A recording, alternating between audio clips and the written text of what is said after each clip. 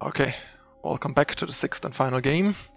The Yetis emerge on one last warpath against the average ladder player, and let's see if we can take it down and be basically undefeated outside of mirror matches.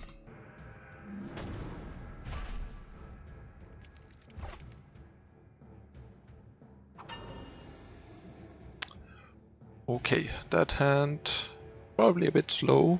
Kinda good, but too clunky and slow, so I'll redraw it, especially on the draw against this deck. We just wanted like good proactive hands. That's a lot better.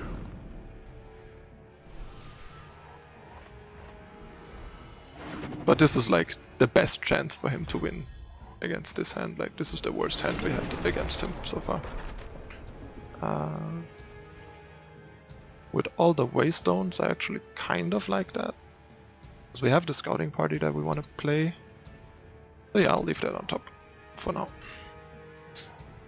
Although, might be a bit ambitious, given that we don't have a curve drops.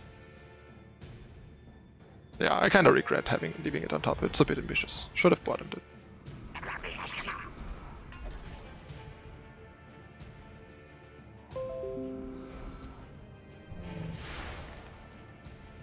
That was super devastating. Now we have a serious problem. We will start with the Waystone and not play anything this turn, so we can play this next turn and then Yennefer Merchant into a Permafrost. Something catch your eye. Then turn off this. But we're looking decent here. And at least got a payoff for leaving the power on top, actually. Because it meant we got a power for free, and or like rather a merchant activation for free. Something catch your eye.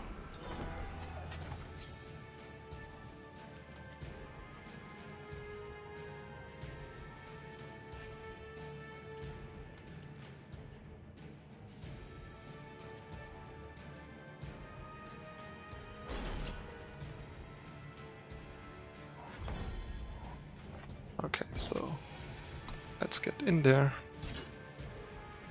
Sure. This Slope Sergeant. Okay, so I don't think we need intervention here.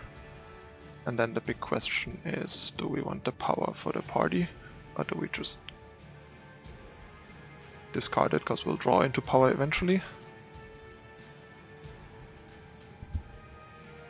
Although party on curve is really, really good. This is tough. We can discard Torch or Common Course.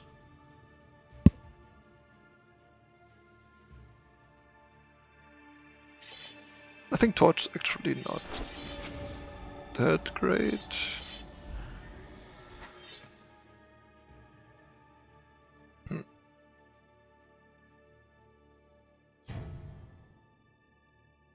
Let's go for the more value rather than the more tempo-y play. Not sure if that's right.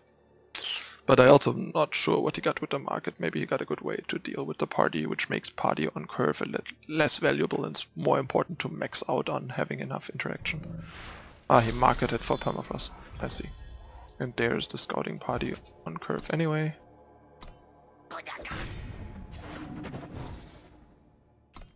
Made a mistake. He might have something like Eilyn's Choice or a counter here.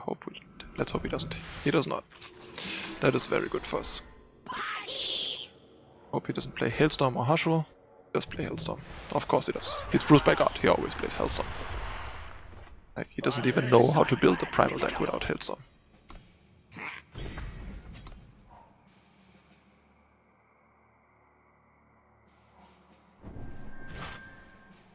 Yeah, it's not looking so good this game. Too much power, too little action. But I'm glad that we discarded the power. That's a good one. And killing this one is also very important. He has a hurler and 3 unknowns. 2 unknowns. a Hurler and an Unknown. Oh no, he might. He probably doesn't have a Hurler. He probably put the Hurler in the market. He probably marketed the Hurler away. Another hailstorm. Yeah, okay. Then the game is over. Now the game is definitely over. Feast Caller plus nothing on our side means game is over.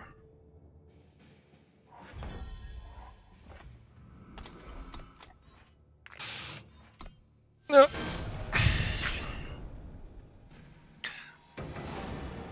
That gets us. Alright, 4-2. Pretty good result, and actually not far off from the results that I had on ladder with the deck. So the deck is really impressive. That's all I can say, I think. In total of the Trek games, I went something like 18, 12 or something. Of like the games that I played on stream and paid attention to. That's still a pretty good result, and it might have even been better. It's also possible that I played 40 games and there was something like... yeah, I'm not sure. I think it was something along those lines. Maybe it was 19-11, and then there's like the 16-4 from Grimfan, which was clearly a high roll, but even if you lower it due to variance and stuff, it's still a really good result. Like, and it's still like a 14-6 or whatever if you take out the high roll, or a 13-7 or worse, and then we're still looking at like really good results over both of us. So yeah, props to Ahorn for finding a good base, a good functional base for a Yeti midrange tribal deck, which is surprising and impressive, because I think everyone at this point has accepted the fact that there is none and given up on it. I mean, I played with the idea a couple of times and tried a couple of variants, and it just kind of like didn't feel good and do anything, and Ahorn correctly identified what the core Yeti cards are, the important Yeti cards to play, and not fall into the trap of playing the wrong Yeti cards mostly, aside from potentially Scattershot. And as you saw, Pokpok actually does quite a lot for the deck, and while it's probably one of the weaker cards in the deck, so far I am impressed enough by it and like it enough to not actively want to cut it. But if I would need space, I could see cutting Pokpok for other things. But so far, I wouldn't. And yeah, that's it with Eternal Contenders, I would say at this point, for Yetis, because I'll just upload it as a Contenders, even though I initially considered recording it as an Eternal Brews. The deck is just actually between like how it did in the video and also just like how it did before. It's like a serious deck. It's not just a brew that is gonna do okay but not really playable. The deck is actually very playable. It's a very solid deck. It's not a great deck, but it's a very solid deck and has a bunch of really great matchups and a lot of power and explosiveness to it. Okay, so as usual, please whitelist YouTube to support my channel. Watching ads for free is a great way to support my content without doing anything other than just turning off your ad block. So please consider that. And of course, check my social media, our Eternal Titans website if you're not already watching through that, and my stream to catch me live. I stream quite a lot lately, and you can see me testing decks, experimenting and tuning plenty in preparation for deck techs and just general lettering, and can pick my brain about stuff and so on. So looking forward to see you on my stream if you can make it. Alright, and if you enjoyed the video, don't forget to like and subscribe, turn on the notification icon to not miss any future content, and leave a comment about the deck or my content. Happy to hear ideas and suggestions for future content or what I could do to improve my videos and my content in general.